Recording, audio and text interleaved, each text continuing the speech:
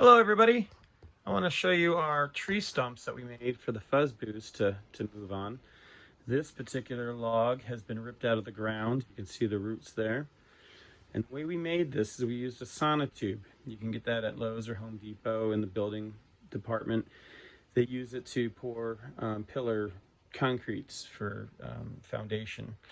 And then we use some swim noodles, which you can get out of your backyard. It doesn't matter what they look like. They're going to get destroyed and made to look like roots anyways. And then brown paper. You can use brown paper bags. You can get a roll of brown paper.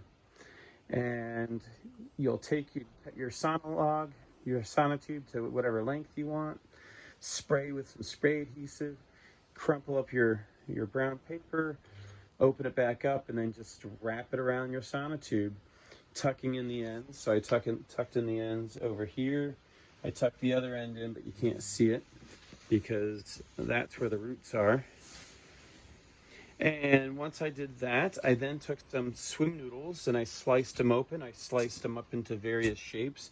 You can see this one. This is an actual, just a full swim noodle that's been sliced in half.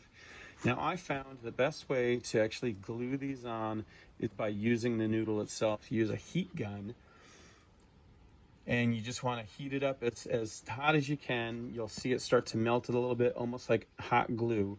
And then what you'll do is you'll just take it and then just smoosh it on there and then hold it on there for a few seconds or so. It'll cool and it'll stay on there. Now I knew I was going to be putting other stuff around it like monster mud and spray foam insulation, so it didn't have to. I don't know how long it would have held that way, but it held long enough to do what I needed to do. So then what I did is I took some spray foam insulation. As you can see, I sprayed it in some of the areas here like this. I sprayed it underneath here. You can see right there. And then this right here is just some old foam that I had lying around to fill up that big empty space so I didn't have to waste spray glue. Then I took monster mud, which is a mixture of sheetrock mud and paint, latex paint. Mix it up to the consistency you want. I then kind of like spread some of it on here to make it look like dirt. I then brought it over here and I blended it in here to make it look like bark. So we got some bark here, and then we this is the wrinkles from the paper.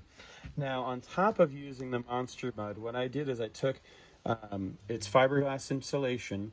I dunked it in the monster mud and I squished it in there. I mushed the monster mud in, and it almost became like a clay. I would highly recommend this process. It comes out great. It works really well. And this is what made the bark. So you can get as detailed as you want. I just wanted to give the illusion of bark, but you could actually make it look like real bark. And then, so the fuzzboo could slide around. I had put this piece of masonite on there so it's nice and smooth for him to slide on. And then I just built that monster mud up just to make it look like, part of the log. In order to make our fuzzboo move, I have little eyelets on either side of him. And then underneath him, let's show you what it looks like underneath. It's just a flat piece of wood that's attached to the fuzzboo. There is a string in the back here. And this string here stops him from falling forward off the log here, so he won't fall forward. And then as you pull, here we have our lever to pull the string. So I just tilt it to the left and then I tilt it to the right. He can slide up and down. He can go back and forth on that log. If you want, you can make him kind of bounce around a little bit. And that's how he was made. Let me just show you the other log here and the other fuzzboos.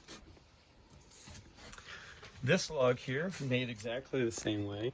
And these were swim noodle that I used for the stumps. This was a piece of cardboard I rolled around, and you could use foam, you could use whatever you want. And then I put spray foam insulation inside.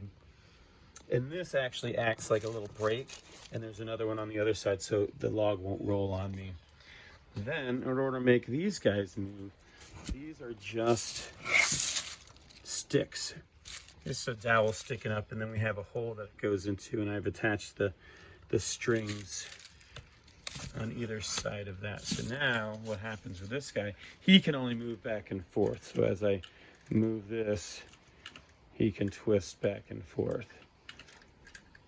And same with the other guy. He's not hooked up.